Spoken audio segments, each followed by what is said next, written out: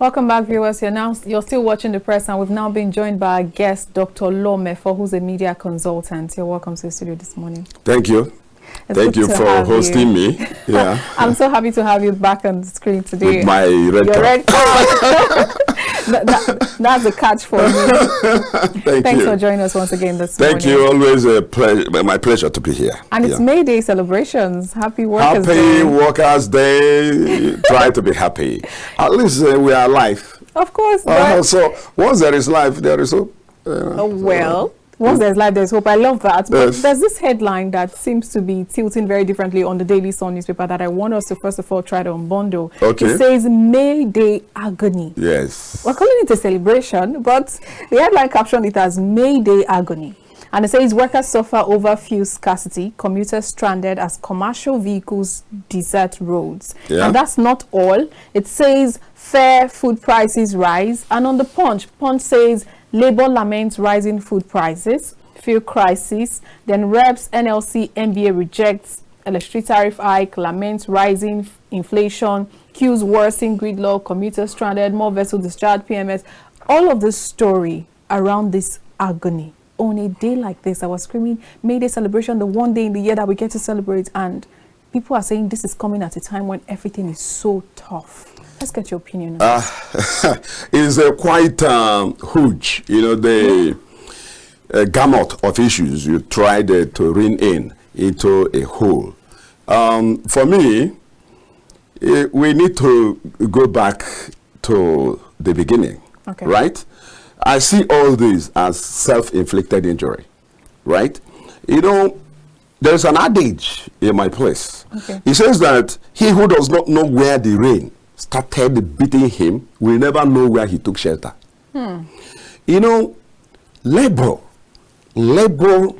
dabbled into politics, made itself partisan, and other political parties begin to see labor as an opponent. It was the beginning of the problem, and it started right from the days of Olamide. I think it was Olamide that engineered that workers will have to form a political party. Maybe trying to imitate the Labour Party in the UK and all that. But again, you needed to understand the origin of the Labour Party in the UK, because I'm aware that there is still a very clear demarcation between the Labour Party in the UK and the workers themselves. More like a Congress and a party. Yes, but here you have NLC going out of his way to collect political party registration from my neck to register the Labour Party. In other words, the Labour Party is owned by the NLC. Absolutely. This is the fundamental mistake that was made by Labour. Labour belongs to all. Do you understand that? Because once you say that the NLC now owns the Labour Party, you are compelling all workers in Nigeria, both in the public and in the private, to confine and consign themselves to a particular political party. And become partisans. And become partisan in the process. Now, this was what, you know, by the time Olamide left, one other guy came and left, is it Omar or somebody like that came and left, then Ayuba Waba continued the process and handed over to Joe Ajaero. Now, look at where we are. Joe Ajaero inherited a partisan NLC. Now, the NLC, through the Labour Party, went into the Nigerian general election, fielding candidates up to presidential level in the person of Peter Obi. Eventually, APC won. When APC won, APC is no longer seeing NLC as a neutral body. NLC anymore. That's the problem. So, Joe Ajaero is trying to manage, and all that. You can see that NLC is even going out of its way, trying to recover the Labour Party from the Julius Abure's camp and all that. You can see that kind of avoidable problems, major distraction. It also made the NLC very weak, made it unable to challenge the Tinubu very terrible anti-masses economic policies, as at the time he introduced them. On his inauguration ground, subsidy is removed. That is the famous phrase. Yes. Subsidy is removed, no arrangement, nothing was put on ground. And hours after, the NNPC Limited announced a hike from 197 to 540, something like that. Yes, and less than a month after, they moved it to 600 and something. I think 640. Something that, because nobody even knows where we are now. It has the regional differences. Why did this happen? It happened because there was no labor union that is neutral, that will be seen to be fighting on behalf of the people, not on behalf of its political interest. Because that is even where they are now, even where Joajero and NLC are fighting for the masses, the government will use it as a blackmail tool, that they are not fighting for the people. They are against this and that because they want to find a way of bringing down the government in power to prop up their own political party and candidates. You see where we are? Absolutely. That's why I said that you need to know where the rain started beating us. That is the way you will know how we will take shelter. Now, Tinubu got away with the sudden and unplanned removal of fuel subsidy, and that misaligned the entire economy, because it brought upon the economy all manner of vagaries that, in the final analysis, pushed the prices of everything up, because everything we do revolves around transportation, which is fuel. Everything. And remember, you do not have in Nigeria developed public transportation. In other words, government cannot say, look, you have an alternative in government transportation system, rail, long buses, your busing scheme, so that people who are really poor can wait in the queue and join the train, join a public transportation at subsidized rates. This is not possible because there is none. Okay. These were the kind of things NLC would have insisted on before the removal of fuel subsidy. But because there was no NLC in the real sense of the word, the president got away with it. And once he noticed that the NLC was not in a position to back and bite, he brought in the twin negative economic policy, which is Naira flotation. The two of them culminated in what you may call, double negative economic headwinds that drove the economy into beyond recession. We are even regressing completely. All right, Dr. Law, I know you talked about how the fuel subsidy removal is anti-mass. It is. But let's also look at it from the angle of, he said during the World Economic Summit that if he didn't do that, he would have run the country into bankruptcy. How? About that? How? What does he mean by that? Is he saying that as at now he's no longer paying subsidy? Do you know that President Tinubu and his government are paying more subsidy now than Buhari did? You can run a check. Nigeria is paying between 600 billion and 1 trillion every month on fuel subsidy. You now ask yourself, what have we gained since you have, through the back door, returned to subsidy? There is evidence that they are paying subsidy. So if you are still paying subsidy and you claim for the optics and for international Craig lights that you have removed subsidy, what are you really saying? You said in the same World Economic Forum in Riyadh, Saudi Arabia. I listened to him, and he said they needed to float the Naira so that Naira will find its level, find its true value. How do you do that when you have no economic base? And people say Naira is the weakest currency. And the Naira is the weakest currency in the entire Africa. Let us not even go beyond. You can Google it. Yes, it is. The value of the Naira vis-a-vis any country in Africa, their currency. Now, what exactly have you gained with the policy, the policy of fuel subsidy removal without any plan to cushion the effects? Not a single plan. And it's almost a year already. It's a year. This is May now. This is May. Do you understand that? Very The well. naira flotation. Do you know the government is defending the naira as we speak? You know, if you notice, there was a time the dollar hit almost 2,000. Then government realized that if they allow the naira to really find its level, by today, the naira would have hit 3,000. They know that. So they now went back to the same argument that we floated when they started this policy. We told them, halt these two policies so that you don't destroy the entire economy.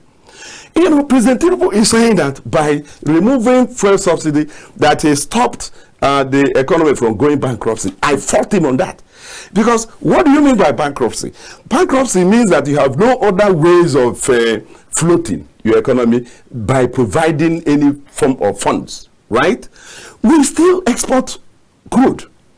Even though the quantity of crude we export, we don't get the whole money back. Because the Buhari administration would get part of the crude to be even exported in future. Mortgaged. They either took the value as a collateral for loan, or they collected the money up front. Yes, I agree. But even at that, you still have a significant portion of our crude still going out there. Now, that means that you still have some leeway to make some money that will enable you plan for at least 1 year to be able to remove the fuel subsidy. We should have taken a loan. And as we speak now, they are taking loans. No, wait, listen. Okay. You may not know, but you can investigate and find out that in less than 1 year, the Tinubu presidency has taken over 3 trillion from the CBN under the ways and means.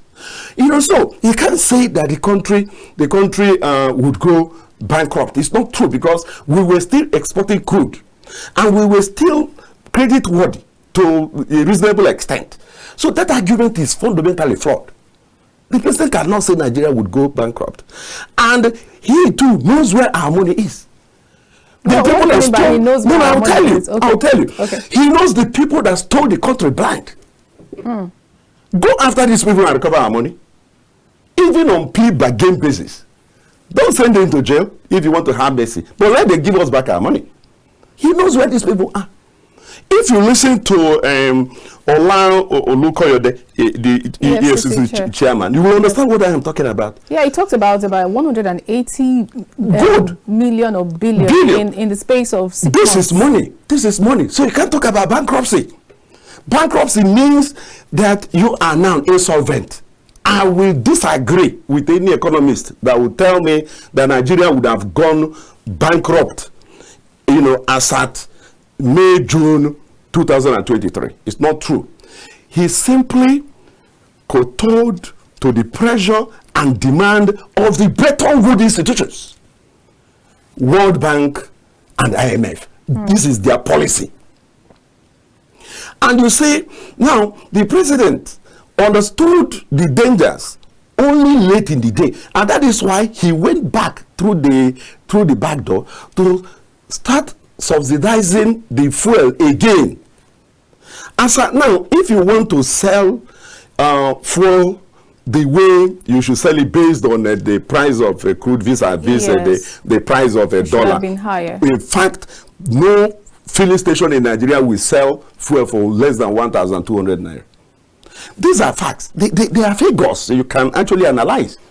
So it means that the president, because he doesn't want the hardship to go up any further, quietly started subsidizing. And that is why I told you that we have cause to believe that the government is subsidizing a fuel, you see, from a value of 600 billion to as high as 1 trillion every month. Compare it to the figure that Buhari was paying by the time he left. Buhari was paying less. If he was paying less and you are paying more, and you have dislocated and misaligned your economy by introducing that fuel subsidy in the first place. You introduced it without a single refinery working in Nigeria. And that's why I said that it is self-inflicted injury. Because the NLC that should have halted the policy was not in a position to do so. They couldn't. because they are seen as partisan. Not talking about this NLC and the things that they could have done. Now, they've been calling for a new minimum wage. But we also saw the difference in their regions and the unrealistic prices that they've been bringing up. What's your take on the prices, the tripartite committee that they formed, and the amount that they needed to even have just a sit-in? The whole thing is a charade. NLC cannot dictate the new minimum wage. Quote me, remember today. And they can't do anything about it. One is that Nigerians are already tired of NLC itself. If they call anybody on strike, people just go and sit down in their house. No, you won't find the number of Nigerians that would trust NLC now out in the streets to push the needle and compel government to regain perspective. You won't find it because of loss of credibility. Because NLC has become partisan. That is the only problem we are facing. And you have no alternatives. You have no clear opposition political party. PDP is not there. Labour Party is not there. Then you don't have opposition party. As we speak now, PDP does not have a substantive national chairman. It's intra-fighting. They are fighting. They are already fighting for 2027 presidential ticket of the PDP. The same thing is happening in Labour. Nobody is saying anything about electoral reforms to even make victory of opposition plausible. Sure. Nobody is saying anything about that. But I want to stay on this Labour turf. Of course. See, if you say you want a new minimum wage, do you understand what I'm saying? Very well. What has NLC been able to do to compel states that are not paying the current minimum wage to pay? I'm aware that up to 7 states in Nigeria are not paying.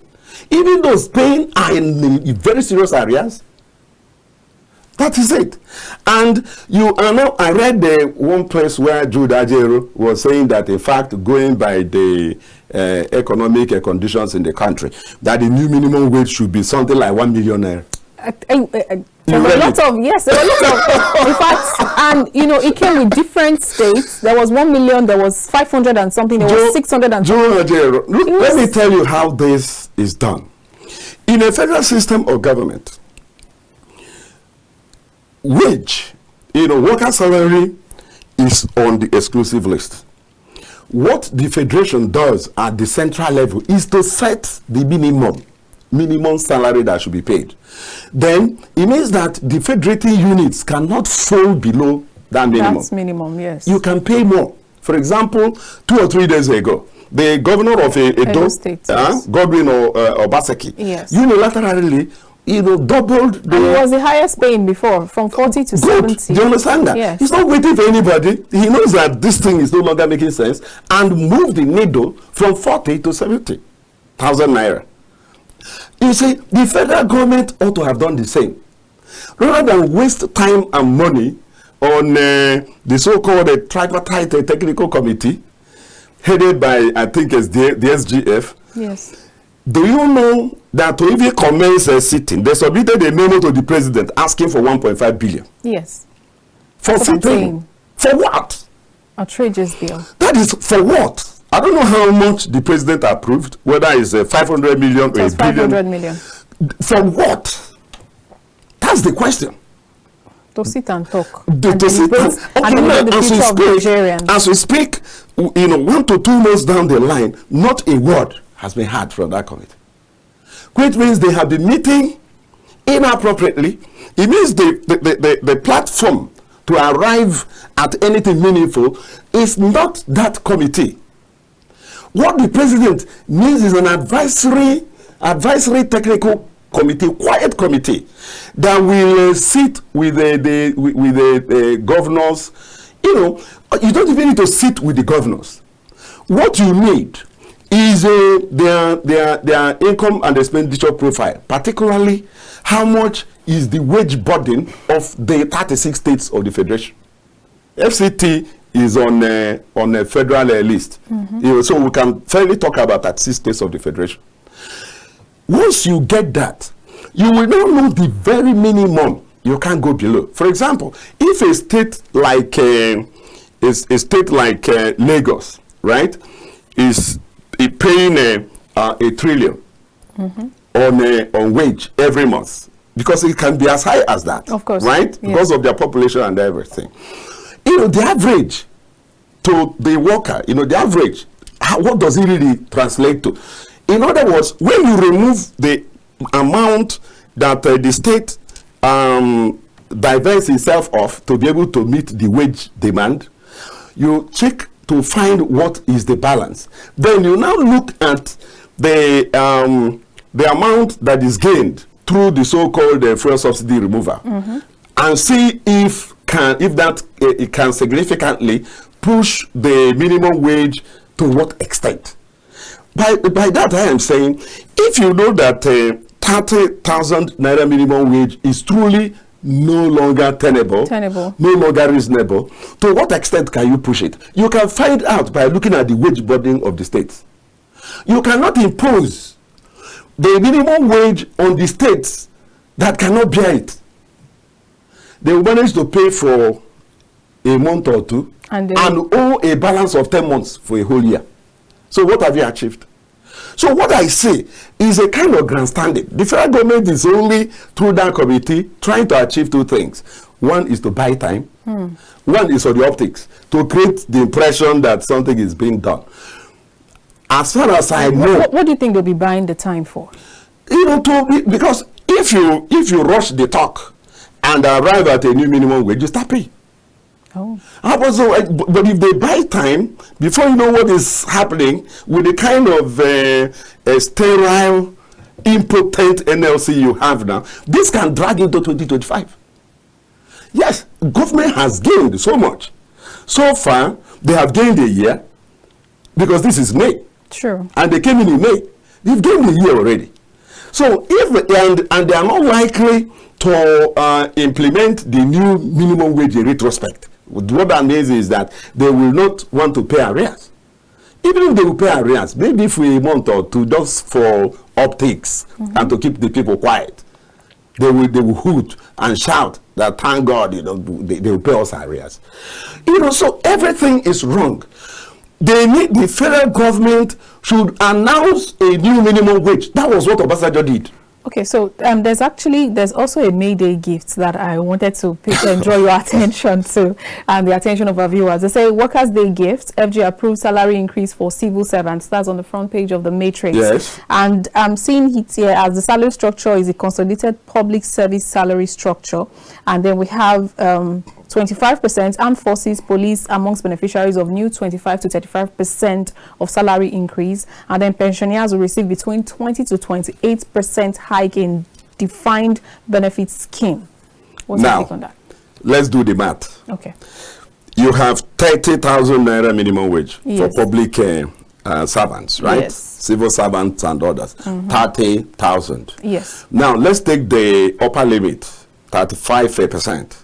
35% of 30,000. Yes. If my statistics is still good, is about 10,500 naira or so. Should be. So you add it to the 30,000. We are talking about 40,500 naira minimum wage.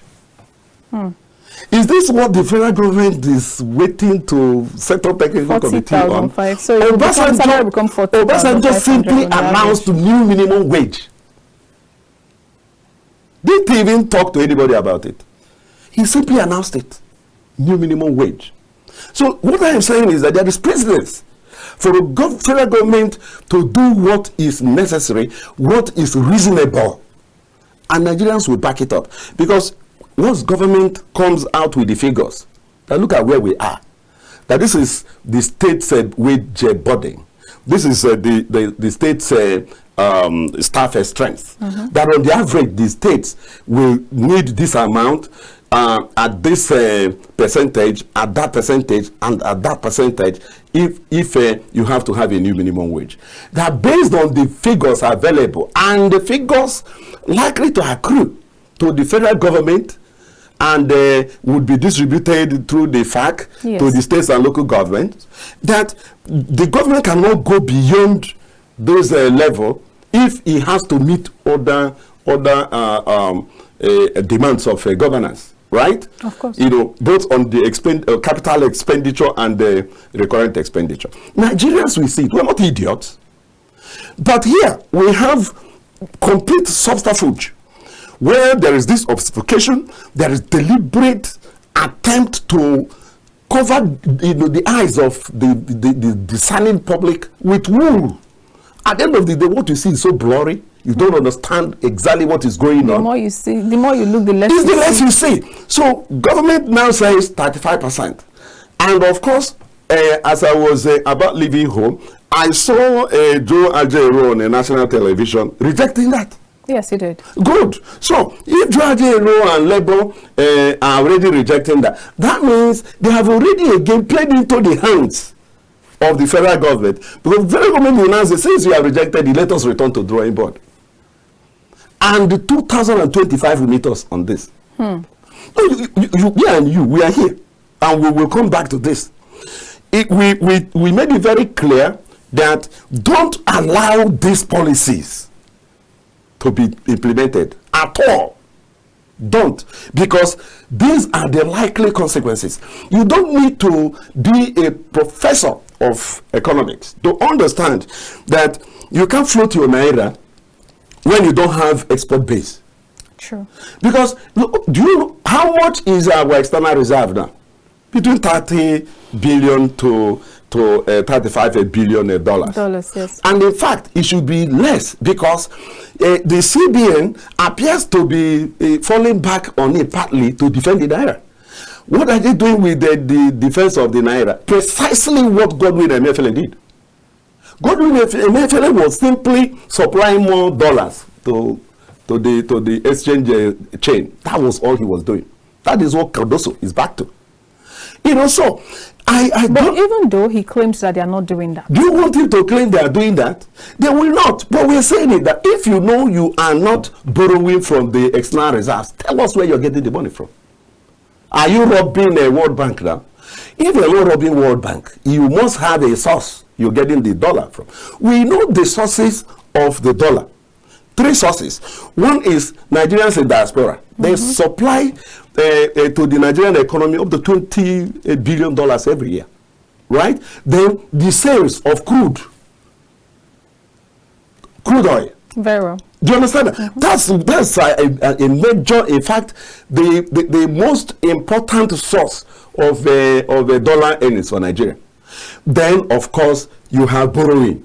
You borrow the dollar directly and infuse it into your economy. So these are the 3 sources. You know, so Cardoso will now tell us what has changed.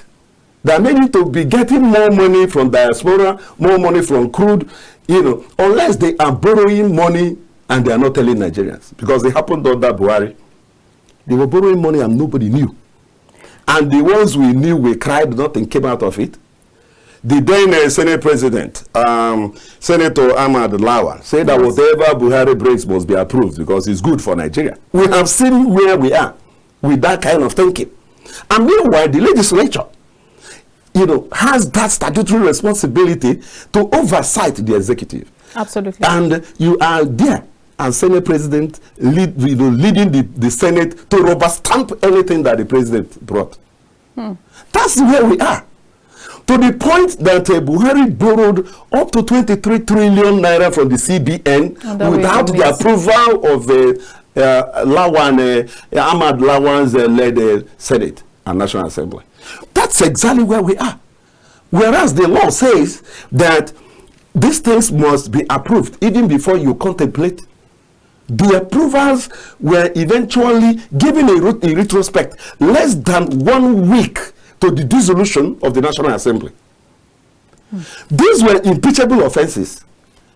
Buhari was given a free rein to rule Nigeria, and he did. Now we are back to that same process. I'm not seeing much change under Tinubu, because Tinubu has looked around, no opposition. But there's been lots of applause for him for some of the things he's been doing. Who is applauding? I don't know who. Is it crying Nigerians at the filling stations that are applauding? Is it the market women that can't sell Gary because the people can no longer afford? Is it the bakers that can't even bring in the floor? I want to know who is applauding. If you hear any applaud from anywhere, look well, the person is benefiting from the rot. Quote me. So, Dr. Lo, let me quickly draw your attention to this statement Yes. in the Vanguard. It says, Nigerian workers have never had it so bad. That's coming from Atiku Abubakar. It says, citizens now subsidizing corruption, inefficiencies of federal government. Correct? Especially also looking at the hike in tariff. That's it. You know, he is right. Do you understand that? He is right. When he says the masses are subsidizing corruption, what he means is that corruption is still going on and the people are compelled to pay more tax to be able to fund that corruption. That's simply put, what the former vice president is trying to say. And that is true.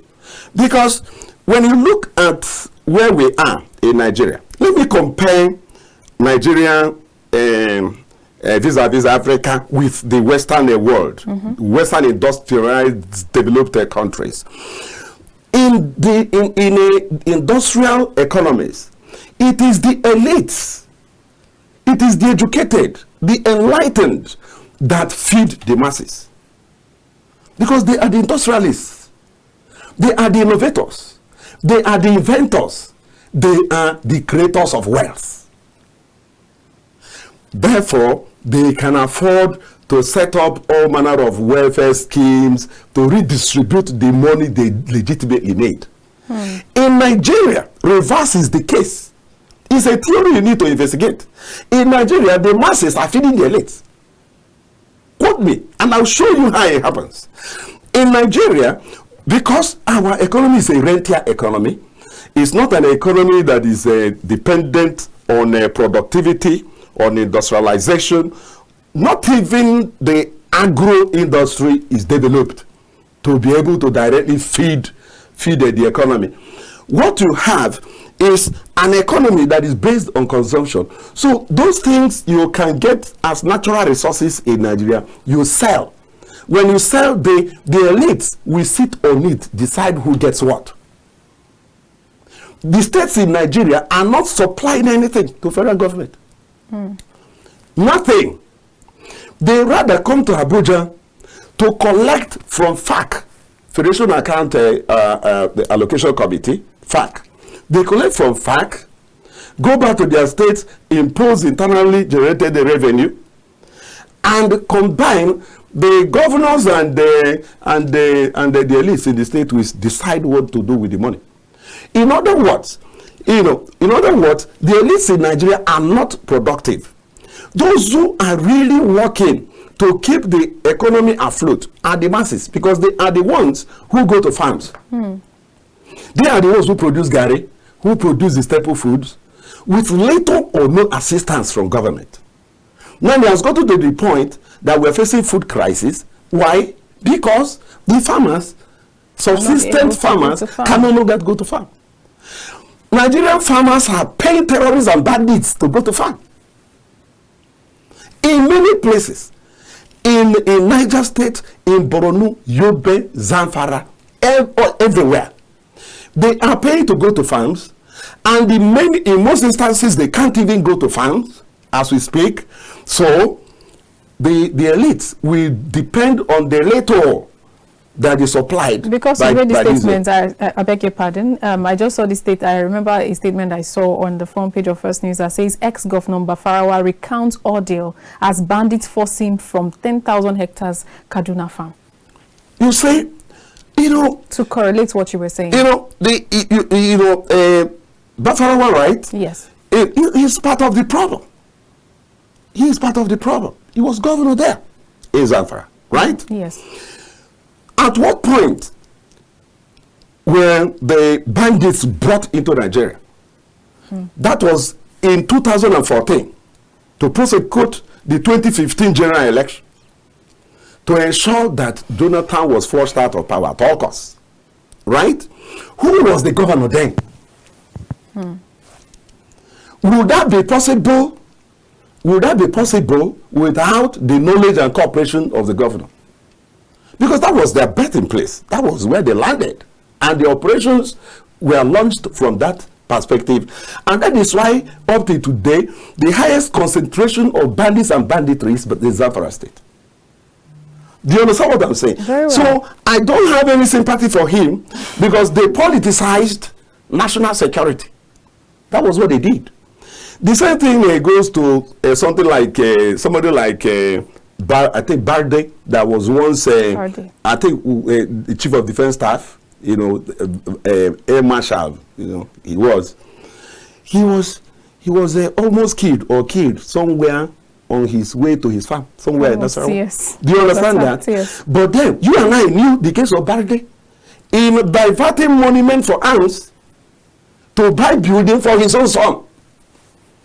So tell me why I should lose, you know, shed a tear for somebody like that. You know, so I keep saying politicization of national security. That is precisely why we are where we are. Back to the Nigerian masses feeding the elites. Yes. I told you in Western countries, it is the elites that feed the masses. Absolutely. In Nigeria, the masses feed the elites. That is what article was saying there. Now you impose tax. Who are the people paying tax? Nigerian politicians, do they pay tax? They don't pay tax. When they pay tax is when they want to contest the election. That means they even do that grudgingly. But Nigerian masses, you find as civil servants, all the time. They have to pay. Why? Not that the civil servants want to pay. Nigerians don't want to pay tax. And for a good reason. I'll come to the reason if I have the time. You know, we just have 2 more minutes. Good. The Nigerian civil servants pay because the money is deducted from us.